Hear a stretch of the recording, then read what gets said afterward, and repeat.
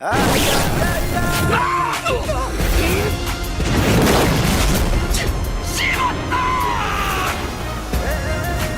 say that death is cheap in anime, especially a lot of shonen series. However, some characters just have immortality as a power. Talk about the greatest power of them all.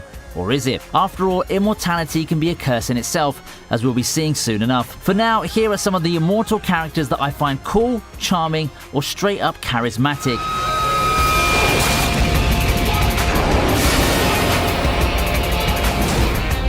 One of the most iconic villains in JoJo, Kars, leader of the Pillar Men, has cemented his legacy on one thing besides the massacre of his own clan: complete immortality. As soon as he becomes the perfect life form, Kars has reached the peak that a lot of villains can only hope to achieve: immortality. Unfortunately for him though, it's this much desired ability that finally does him in. After all, unkillable and undefeatable are completely different things, as he'll learn the hard way. Despite falling in just the second saga of JoJo, I'd still dare say that Kars is the single most powerful character in universe, and that statement has a lot to do with his immortality.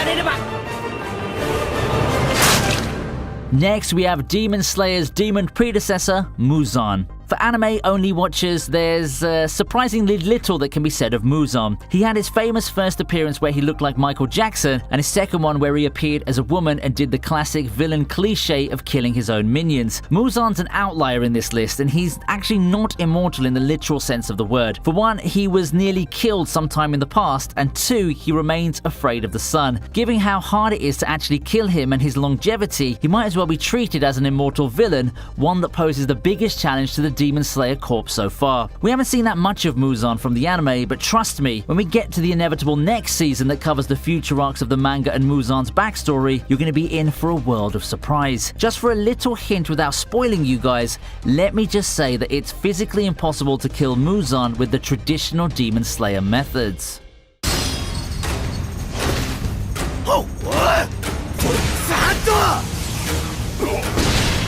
At number 8, we have one of the 7 deadly sins. It's Ban. Some of the toughest and most badass characters come with the most tragic backstories. While I won't say that Ban's is the most tragic of them all, he sure has one hell of a background to introduce. Once a bandit who sought immortality, Ban would set his sights on the Fountain of Youth. A run-in with the Fountain's guardian, Elaine, would cause the two to develop feelings for each other. Alas, happiness doesn't last long for Ban, and a demon attack would lead to Elaine's sacrifice. She grants Ban the immortality he long wanted while sacrificing her own life. I guess living forever sucks when you now have to deal with that kind of emotional baggage. But luckily for him, he meets Meliodas and joins the 7 deadly sins. With new adventure on the horizon, redemption could be at hand for Ban.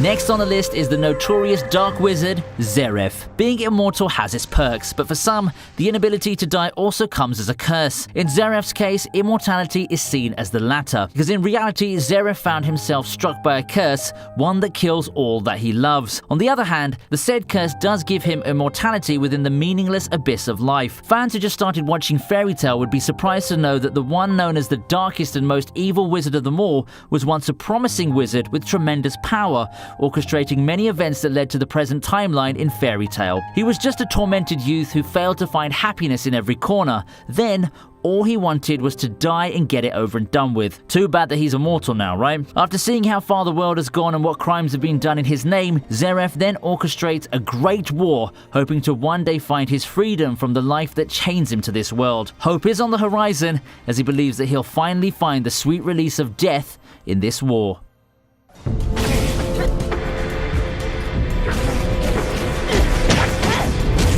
Here's someone you didn't expect to see on this list, right? Everyone's favorite lolly vampire is here, and she can pack one hell of a punch. At full power, Kiss Shot is by far the most powerful character in the series, and she has had a lot of chances to show off her power in the entire Monogatari series. How could you match a vampire girl capable of literally ending the world on a whim, then finding herself alive when it's all said and done? Kiss Shot's a character who got tired of life and tried killing herself, but of course, that didn't stick now, did it? However, in her more popular iteration, she mostly hangs around Araragi and acts as the series' resident legal lolly. She's over 500 years old, okay?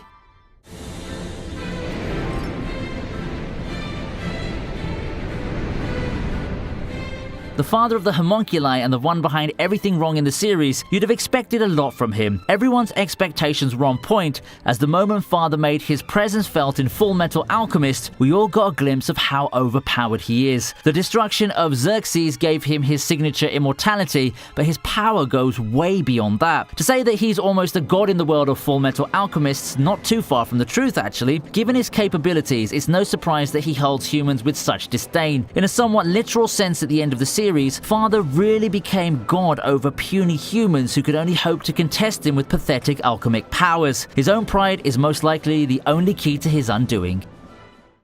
そんなに怖いですか? 私が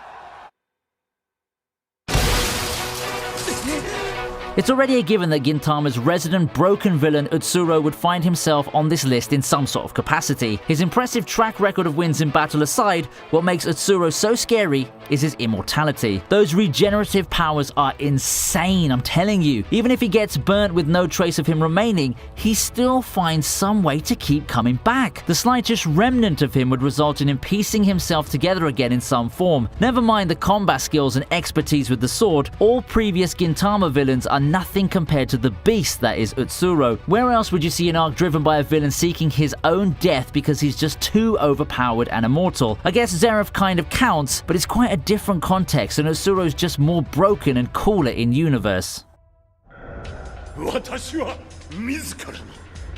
Alucard's not your everyday vampire. With him probably being the most overpowered and broken anime vampire there is, it would be more accurate to call Alucard a force of nature. The Blood Knight vampire that lusts for battle has remained one of the most enduring characters from the 2000s thanks to the cultural impact of Hellsing. In addition to his unique vampire powers, Alucard of course has some stock powers such as transformation. One of those is the classic vampire immortality, only that his version is extreme enough. Few can match Alucard's regenerative capabilities, as much like Utsuro, blowing him to bits will not stick at all. There really is no way to kill this monster. Along with his other powers, that kind of immortality is enough to give Alucard a high spot on this list. The only reason that he's not at the top is because his charisma is bested by just one other character in shonen anime. 教えよう。力というのはこういうものを言うのだ。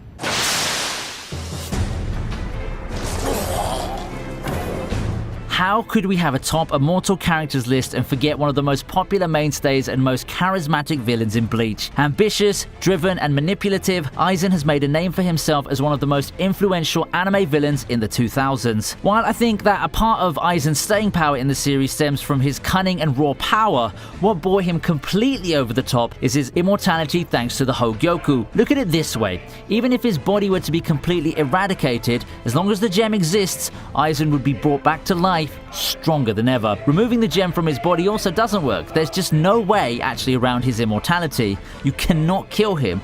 All you can do is try to contain him and pray that it sticks. But given how thorough of a chess master Aizen is, good luck with that anyway. Aizen finally got his wish of standing tall at the top by beating out 9 other contenders for the title of the best immortal character in anime.